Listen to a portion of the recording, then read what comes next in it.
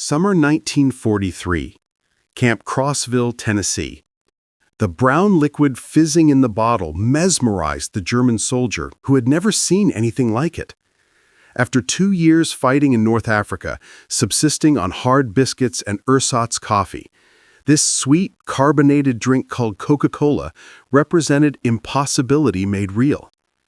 It cost 5 cents from the camp canteen, the same price guards informed him that American children paid with their allowances. Across American prison camps that summer, 371,683 German POWs would confront a reality that contradicted everything Nazi propaganda had taught them about American weakness. They'd discovered a nation where ice cream was routine dessert, where soft drinks were everyday beverages, where candy bars were so common that guards gave them away. These simple foods, treats that most German children had never tasted, would systematically demolish Nazi ideology more effectively than any propaganda program. The mathematics of abundance were being written in sugar and carbonation, in chocolate and ice cream, revealing an American industrial capacity that rendered German deprivation not noble sacrifice, but needless suffering. What began as amazement at American confections would evolve into complete psychological transformation. The desert's end. The Afrika Korps' surrender in Tunisia during May 1943 brought approximately 250,000 German and Italian soldiers into Allied captivity. These veteran desert fighters, who had pushed the British back to Egypt under Rommel's leadership, expected harsh treatment as prisoners. Nazi propaganda had prepared them for American brutality and starvation. Instead, within hours of surrender, they encountered American K rations. These field rations, which American soldiers routinely complained about, contained treasures: crackers, processed cheese, candy, fruit bars, instant coffee, sugar tablets, and cigarettes. German soldiers who had survived on minimal rations for months treated these emergency meals as feasts. According to military records, at the processing camps in North Africa, the U.S. Army served pancakes with syrup, fresh eggs, and milk, foods that had vanished from German military rations years earlier.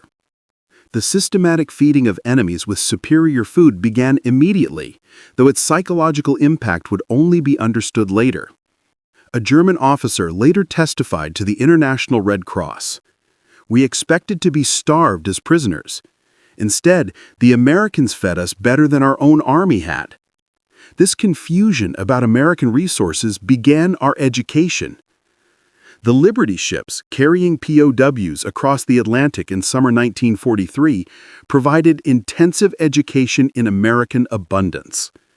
These vessels, mass-produced at unprecedented rates, one completed every 42 hours at peak production, transported up to 30,000 prisoners monthly to the United States. Naval records show that prisoner rations aboard these ships matched or exceeded standard crew provisions, approximately 3,500 calories daily, including fresh bread, meat, vegetables, and coffee with sugar and milk. The ship's refrigeration systems, standard equipment on American vessels, maintained fresh food throughout the 2-week crossing. Most remarkably, documented accounts confirmed that ice cream was served on multiple occasions during Atlantic crossings. The USS General M.B. Stewart's log from July 1943 records serving ice cream to prisoners on July 4th, using the ship's ice cream maker that produced 10 gallons per batch. For men who hadn't seen ice cream since before the war, this frozen dessert in the middle of the ocean defied understanding. When ships docked at ports like Norfolk and Newport News, German POWs encountered an America that Nazi propaganda had declared impossible. The Norfolk Naval Base, covering 4,300 acres with extensive waterfront facilities, handled more cargo daily than major German ports managed weekly. At the port exchanges, shops for dock workers, prisoners glimpsed shelves stocked with candy bars from major manufacturers like Hershey, Mars, and Nestle. Military procurement records from 1943 show these exchanges stocked dozens of candy varieties, selling them at standard prices, 5 cents for most candy bars, the same price charged across America. The journey inland by train provided further education. Unlike the cattle cars used for transport in Europe, German POWs traveled in passenger coaches. The dining cars served full meals. Documented menus from July 1943 show fried chicken, vegetables, pie, and coffee. POWs discovered this wasn't special treatment, but standard American rail service. The prison camp system, constructed across America, housed POWs in conditions that exceeded Geneva Convention requirements. Camp Crossville, Tennessee, typical of the larger facilities, included electric lights, hot water, flush toilets, and heated barracks. But the camp exchanges, the PX stores, delivered the deepest impact. According to Army quartermaster records, camp exchanges stocked multiple soft drink brands: Coca-Cola, Pepsi, Dr. Pepper, RC Cola, various candy bars and confections, ice cream where refrigeration permitted, cigarettes and tobacco, fresh fruit and snacks, beer, 3.2% alcohol content. Prisoners earned 80 cents daily for labor, later raised to $1. With candy bars at 5 cents and Coca-Cola at the same price, a day's wage could purchase 16 items abundant beyond German imagination, where such products, if available at all, required special connections. Coca-Cola became the symbol of American industrial democracy. The Coca-Cola Company's wartime production reached remarkable levels. Company records show 5 billion bottles produced in 1943 alone. The military contract guaranteed 5-cent Coca-Cola to American servicemen worldwide, a commitment requiring unprecedented logistics. German prisoners discovered that this soft drink, unknown to most before capture, was ubiquitous in America. Every camp received regular deliveries. Work details observed vending machines and coolers everywhere. Gas stations, factories, schools. Americans of all ages and classes drank it casually, discarding half-empty bottles without thought. The standardization astounded technically minded prisoners. Coca-Cola tasted identical whether consumed in Maine or Texas, a feat of quality control exceeding anything German industry achieved. The syrup concentrate, manufactured in Atlanta and distributed nationwide to bottling plants, represented industrial coordination that challenged Nazi assumptions about American chaos. Historical records from the Coca-Cola Company archives confirm that many prison camps received weekly deliveries of 200 to 300 cases, each containing 24 bottles. Camp Harn, Texas alone consumed approximately 7,000 bottles weekly during summer 1943. Ice cream in American prison camps seemed impossible to Germans who hadn't seen it since before the war. Yet Army records confirmed that ice cream was regularly served in camps with adequate refrigeration during summer months. The military considered ice cream essential for morale, so important that specialized ice cream ships were built for the Pacific Fleet. At Camp Shelby, Mississippi, the July 4, 1943 celebration included ice cream made on-site. Prisoners watched as hand-cranked freezers produced gallons using ice, salt, cream, sugar, and flavorings. The casual use of scarce resources, ice in July, cream, sugar for entertainment food, demonstrated priorities Germans couldn't fathom. By 1944, many camps had electric ice cream makers. The variety available, chocolate, vanilla, strawberry, butter pecan, exceeded what German ice cream parlors offered before the war. Prisoners could purchase ice cream bars for 10 cents, ice cream sandwiches for the same price, or cups of various flavors. Army procurement records show that larger camps ordered 50 to 100 gallons of ice cream weekly during summer months. The frequency varied by location and season, but prisoners regularly enjoyed this frozen luxury that had vanished from German life. Sugar consumption in American prison camps delivered particularly powerful impact. In Germany, sugar was strictly rationed. Civilians received 280 grams monthly when available. In American camps, sugar sat in bowls on mesh hall tables for unlimited use. Quartermaster records from 1943 to 1945 show camps receiving 100-pound bags of refined sugar weekly. Camp bakeries used sugar liberally. Cakes, cookies, and pies appeared regularly on menus. The mess hall sweetened coffee, tea, cereals, and desserts without restriction. One documented incident from Camp Aliceville, Alabama, illustrates the contrast. In August 1943, humid weather hardened several hundred pounds of sugar, making it difficult to use. Rather than steam and recover it, as Germans would have, kitchen staff discarded it and ordered replacement supplies. German prisoners working in the kitchen were reportedly distressed by this waste. American chocolate consumption patterns revealed democratic abundance. Major manufacturers, Hershey, Mars, Nestle, produced millions of bars monthly despite wartime restrictions. The military alone purchased 380 million pounds of chocolate products during the war years. Prison camp exchanges stocked multiple chocolate varieties. The standard Hershey bar, Delations, emergency chocolate bars, and various candy bars containing chocolate were available for 5 to 10 cents. Prisoners discovered Americans had preferences among chocolate brands, casually choosing one over another. Red Cross packages distributed monthly to prisoners included chocolate bars among other items. The American Red Cross records show that standard parcels contained chocolate or candy bars, 2 instant coffee, processed cheese, crackers, canned meat, cigarettes. These packages supplemented regular rations, providing luxury items that exceeded what German civilians received as basic rations. Thanksgiving 1943 introduced German prisoners to American holiday abundance. This purely American celebration demonstrated national coordination of consumption that dwarfed German organizational efforts. Army records confirm that all prison camps served traditional Thanksgiving dinner: roast turkey with stuffing, mashed potatoes and gravy, sweet potatoes, cranberry sauce, vegetables, pumpkin pie, coffee, and milk.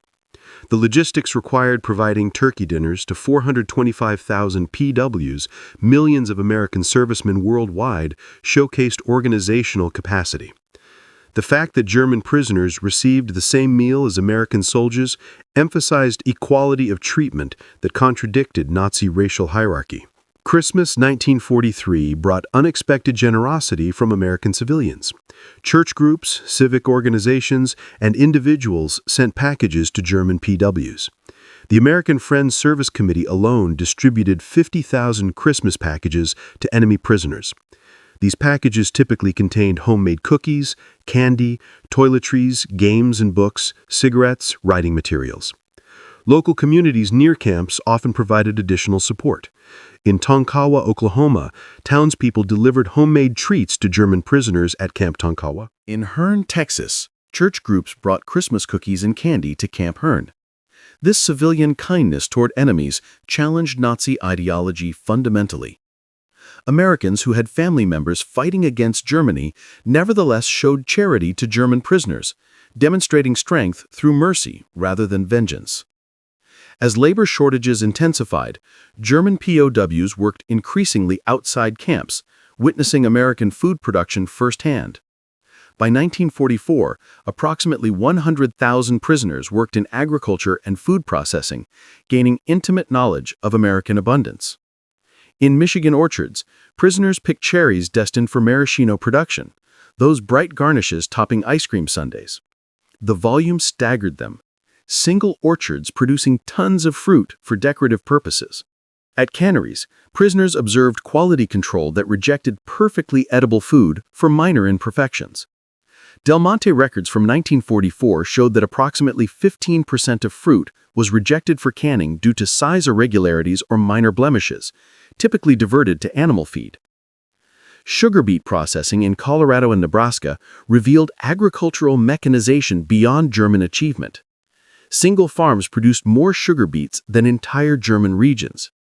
Prisoners learned that American sugar production from both cane and beets reached approximately 7 million tons annually, explaining the casual abundance they witnessed.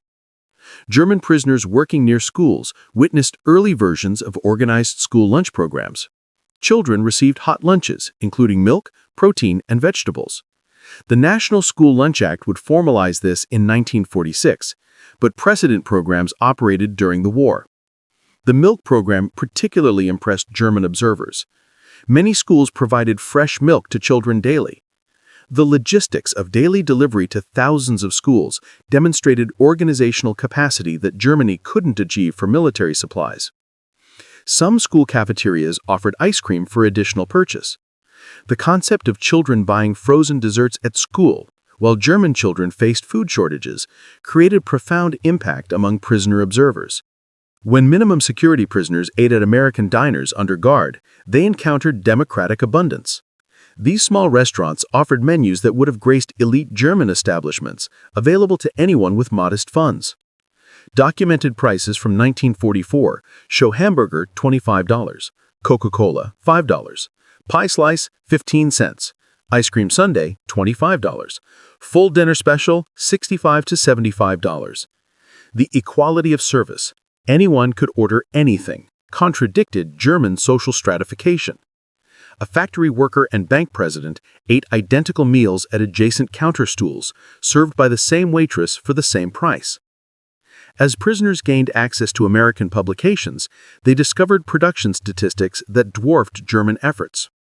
1944 American production documented figures: sugar, approximately 7 million tons; chocolate and cocoa products, 380 million pounds, military alone; Coca-Cola, 5 billion bottles, 1943 figure; ice cream, over 500 million gallons; milk, 119 billion.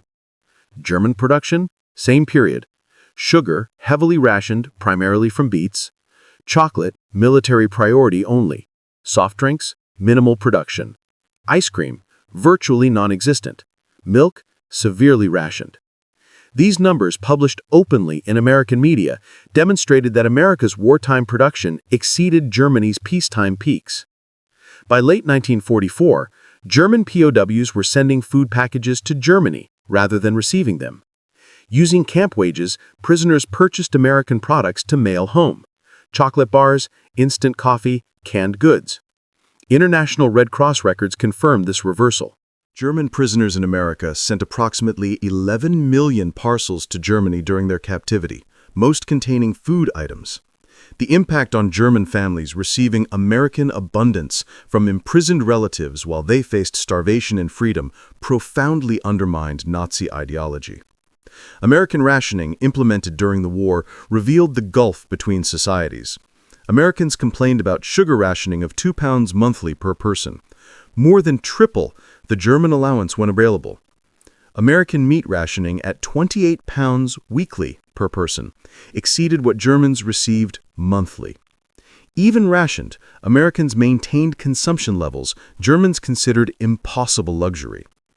The Office of Price Administration records show Americans purchased 74 pounds of sugar per capita in 1944 despite rationing, 10 times German consumption.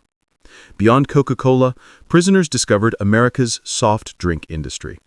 Pepsi-Cola, Dr. Pepper, RC Cola, Orange Crush, and regional brands competed nationwide. The variety itself, multiple companies producing similar products, demonstrated market abundance impossible under German-controlled economy. Bottling plants operated in every major city. The technology, carbonation, bottling, capping, labeling, was standardized and efficient. Single plants produced millions of bottles annually. The distribution network reached every small town, gas station, and grocery store. American soft drink production reached billions of bottles annually by war's end, dozens of bottles per American citizen yearly. This single industry's output exceeded entire sectors of German consumer production. Spring 1945 brought the final blow. As American forces advanced through Germany, German POWs in America watched newsreels of GIs distributing chocolate and gum to German children. These children's joy at receiving American candy their own government couldn't provide completed the ideological demolition. The contrast was stark. American soldiers advancing through enemy territory carried enough candy to give away, while the German state that promised triumph delivered starvation. Films of concentration camp liberations showed American troops sharing rations with skeletal survivors, demonstrating humanity toward victims of the regime German soldiers had served. Between 1945 and 1946, German POWs returned to a destroyed homeland. Many prisoners had gained significant weight in American captivity, while their families lost weight to starvation in German freedom. They brought knowledge of abundance to a land of absolute scarcity. Medical examinations showed German POWs generally returned healthier than when captured. They returned to families weakened by deprivation. This physical evidence of American plenty versus German deprivation was undeniable. Many prisoners brought final Red Cross packages home: chocolate, coffee, and canned goods that became family treasures. Children who had forgotten chocolate's taste received Hershey bars from fathers who had eaten ice cream regularly in prison camps. Former POWs became unexpected advocates for the Marshall Plan. They had witnessed American abundance that wasn't zero-sum, prosperity through production rather than conquest. Their testimony that Americans could afford to rebuild enemies influenced German acceptance of American aid. These men understood that American power came from productive capacity, not extraction. They had seen a society wealthy enough to waste food while fighting a global war. This mental model, creation rather than conquest, shaped West Germany's economic approach. The German economic miracle of the 1950s was partially built on knowledge gained in American prison camps. Former POWs who had witnessed American production methods, distribution systems, and consumer abundance applied these lessons to German reconstruction. They had learned that mass production could make luxuries affordable. Standardization enabled quality and efficiency. Consumer abundance created political stability. Industrial democracy could outproduce authoritarian control. These lessons learned through Coca-Cola and ice cream shaped a generation of German business and political leaders.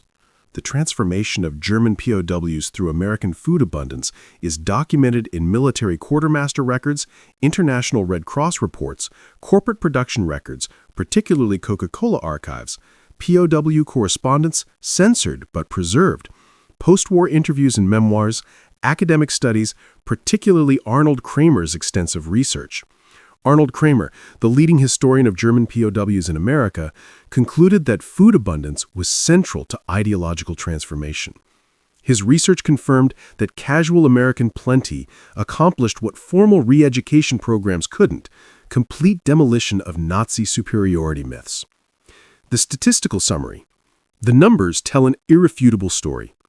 Average POW consumption, 1943 to 1946. Daily calories, 3,300 to 3,600. Sugar, 4 pounds monthly available. Meat, 32 ounces weekly.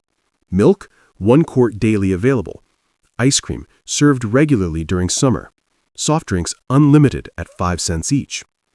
German civilian rations, same period. Daily calories, 1,200 to 1,500. Sugar, 280 grams monthly when available. Meat, 10.5 ounces weekly, often unavailable. Milk, severely rationed. Ice cream, non-existent. Soft drinks, none available. These disparities weren't propaganda, but documented reality. Enemy prisoners ate better than German civilians, proving American abundance extended even to defeated foes. The POW experience with American food culture influenced post-war Germany profoundly. Coca-Cola returned to West Germany in 1949, becoming a symbol of American alliance. Ice cream parlors modeling American soda fountains appeared in German cities. Candy bars and chewing gum became symbols of recovery. Former prisoners of war often became importers of American food products, understanding their appeal from personal experience. They knew these products represented more than taste. They symbolized abundance, democracy, and modernity. The introduction of supermarkets to Germany in the 1950s was championed by former POWs who had witnessed American grocery stores. They understood that democratic abundance required new distribution methods, not just production increases. In various post-war interviews and memoirs, German POWs consistently identified food abundance as transformative. A former Africa Corps officer stated in a 1975 interview, "We expected to defeat a weak, divided America. Instead, we find a nation that could give ice cream to enemies." That's when we knew we had lost more than a war. We had lost our entire worldview. Another veteran interviewed for a documentary in 1985 recalled, "My first Coca-Cola was like drinking the future. It was sweet, fizzing, completely unnecessary, and available to anyone for a nickel. That drink contained everything Nazi Germany wasn't. Abundant, democratic, joyful. These testimonies collected across decades confirm that American food abundance achieved what military defeat alone couldn't: complete ideological transformation. The men who arrived as Nazi warriors left as witnesses to democratic prosperity. Historians recognize the German POW experience in America as remarkably successful re-education through abundance rather than propaganda. The program succeeded because it relied on observation rather than instruction. POW saw American society functioning at peak productivity while treating enemies with dignity. The food aspect was crucial because it was universal. Everyone understands hunger and satisfaction. Undeniable, weight gain and health improvement were visible. Continuous 3 meals daily plus canteen purchases. Comparative prisoners knew German deprivation intimately. Every meal became a lesson in American industrial capacity. Every Coca-Cola demonstrated standardization and distribution. Every ice cream sundae showed that abundance could be democratic. Children of prisoners of war grew up hearing about American abundance in prison camps. These stories, initially seeming fantastic, were validated as West Germany recovered and American products became available. The mythology of American plenty, born in prison camps, shaped generations of German-American relations. Many POW children later studied or worked in America. Drawn by their father's stories of impossible abundance, they found the reality matched the tales. Supermarkets stocked with variety, soda fountains serving sundaes, candy aisles offering dozens of choices. This multi-generational impact extended beyond individuals. West German business culture absorbed lessons about consumer abundance, quality standardization, and democratic markets. The economic miracle wasn't just about production, but about creating abundance for ordinary citizens. Today, McDonald's operates over 1,400 restaurants in Germany. Coca-Cola is ubiquitous. Ice cream is ordinary. The transformation from scarcity to abundance, initiated in American prison camps, is complete. Yet the historical lesson remains powerful. Ideological transformation through abundance rather than deprivation, kindness rather than cruelty, demonstration rather than propaganda. The German POWs who couldn't believe ice cream and Coca-Cola in American prison camps witnessed democracy's ultimate weapon, the ability to create such abundance that it could be casually shared with enemies. The story of German POWs and American food abundance represents history's most unusual victory, a war won through generosity, an ideology defeated by ice cream, a worldview shattered by soft drinks. These men experienced transformation not through punishment, but through plenty. They arrived believing in German superiority and American weakness. They left understanding that American strength came from productive capacity so vast it could waste resources without concern. The society that could give Coca-Cola to prisoners for 5 cents possessed power beyond military might. The ice cream sundae, with its layers of excess ice cream, syrup, whipped cream, nuts, cherry, became a metaphor for American abundance. Each component alone exceeded German dreams.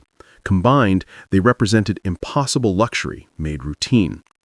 That enemies could order seconds while German children faced hunger revealed the totality of Nazi failure. Former POWs often recalled specific moments of revelation. The first Coca-Cola's fizz, the first spoonful of ice cream, the first bite of a Hershey bar. These sensory memories carried more power than any argument. They had tasted democracy, and it was sweet. The transformation was complete and irrevocable. Men who had marched for the Third Reich returned as apostles of abundance, carrying the revolutionary message that prosperity came from freedom, not conquest.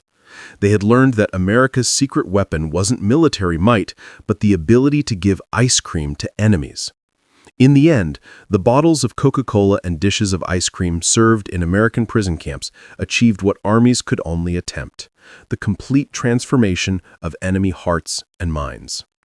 The German POWs who couldn't believe such abundance existed became their greatest witnesses, carrying home the truth that democracy tasted like chocolate and freedom fizzed like carbonation. Their story reminds us that sometimes the greatest victories are won not through destruction, but through demonstration, not through taking, but through giving, not through hatred, but through the simple act of serving ice cream to enemies on a hot summer day. The men who experienced American abundance as prisoners became freedom's most unlikely ambassadors, transformed forever by the impossible reality of Coca-Cola and ice cream in American prison camps.